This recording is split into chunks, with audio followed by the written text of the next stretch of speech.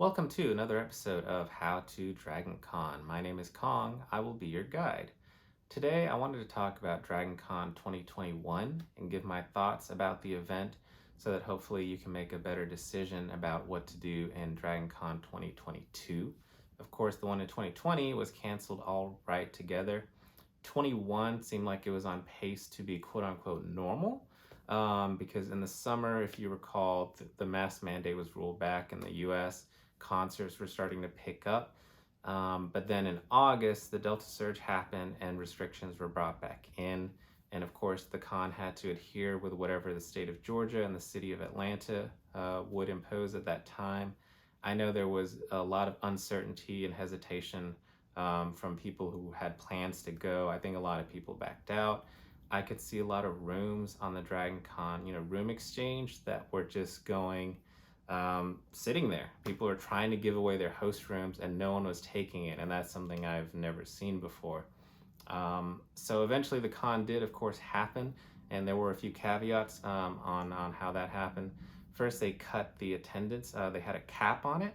So previously in 2019, we had about 85,000 attendees, and that was pretty much cut in about half. I think DragonCon said a number somewhere in the 40,000 range. So they were not going to issue more badges or tickets beyond that number. I think they also got rid of Saturday only badges as well, because Saturday tends to be the most popular day, and they wanted to keep the crowd control pretty reasonable on that day. The other thing, of course, is they did require either proof of vaccination or a negative test, and you had to provide those when you picked up your badge so that you can go on with the rest of the event. So, going into Wednesday, which for me is day 0 and officially the first start of the con, I had a lot of uncertainty and doubt on my mind. I didn't know how the event would go. I was, of course, frustrated, thinking, okay, I might be here, but I might not really enjoy the weekend. Did I spend all this money and time and effort for a bad time?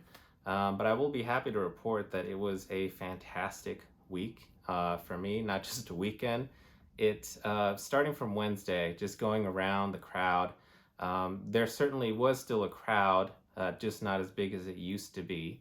And I think the atmosphere there was just a lot of people were simply happy to have an event to go to see some of their friends. And of course, take part in the hobbies that you enjoy. So we just had some type of outlet to enjoy. And I think everyone was thankful to have it. And I think that set the tone for the rest of the weekend for me. Because I never looked back. Once Wednesday night happened and I had a good time, the rest of the way, it was a pretty good time for me. I would say probably even one of the best cons I've had. Not the absolute best, but, top 5 over the course of 10 plus years. So I don't think that's bad at all. So let me first start with some of the negatives or the cons, no pun intended in this case, actually. Of course, if you go to DragonCon for the media guests, there were quite a lot of cancellations, going into the summer, of course, with the changes around the country. And I would say maybe like the quality was also fewer. So you had fewer guests, fewer big names. So if that's your main thing to go and see at the con, you probably would have been disappointed. However, the ones that did come, I think you could actually have a pretty good interaction with them because the Walk of Fame was a lot less crowded. I didn't remember seeing too many long lines in trying to wait to meet that celebrity. They still did have plexiglass between you and the guest at their table. They also had plexiglass at the photo ops as well. Most of the guests adhered to that. So if you had a picture with them, there was like this kind of divider in the middle, and people had different funny poses. Of course, you can do like a little heart on one side and the guest does another one, or you could hold hands or whatever it is you did. So there were certainly limitations like that, but I don't think that completely got in the way of having a good time. The other main con that I could think of, the arcade that used to be there in the America's Mart, it used to be open 24 hours for pretty much the whole 4 or 5 day period. The company that owned that, which I think is called Tokyo Attack Arcade, I think they went out of business. So unfortunately, they could not bring back, their inventory of arcades. So what DragonCon ended up doing was renting a small bar, it looked like. I only saw it once, and that was actually on the way back from badge pickup. I looked inside. It looked like a small little bar. I never actually went back in. So if you had any experience going back to it, please feel free to comment and share that. But just in me telling you that story alone, that's a big loss because the arcade used to be something that you could do at any given time. And it was a good escape from the main crowds and people watching because it was usually closer away to the Westin America's Mart.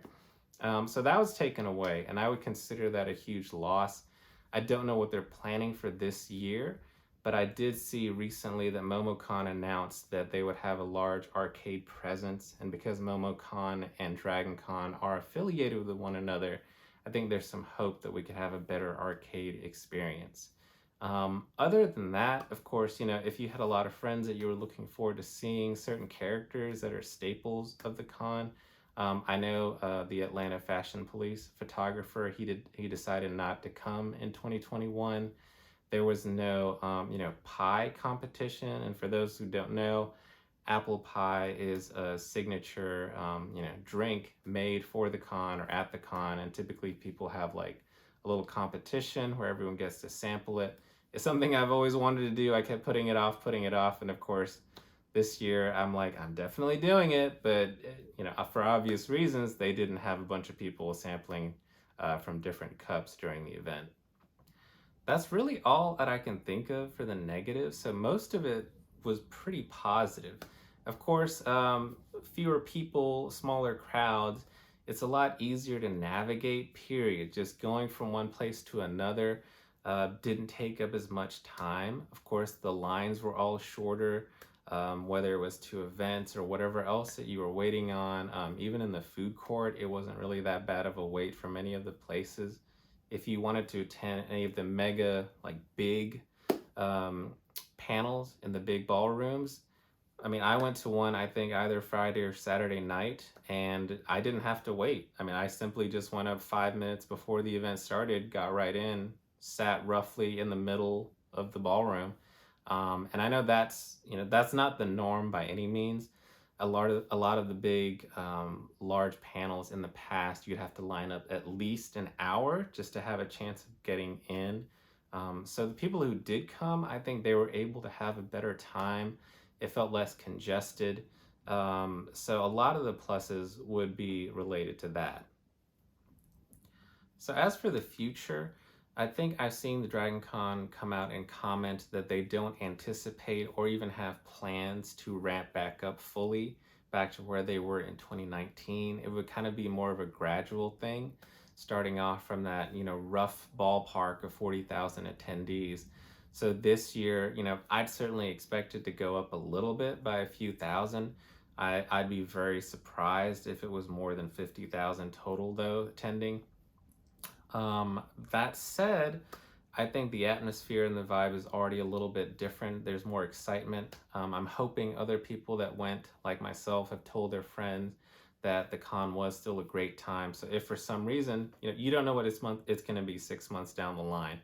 If restrictions or whatever come back and we have to have a similar experience, similar to the one in 21, it's still a great time, right? Yes, wearing a mask is annoying, but it's not going to be the end all be all, despite being in the summer heat in Atlanta, right? And you'll still have friends, you'll still have things to do.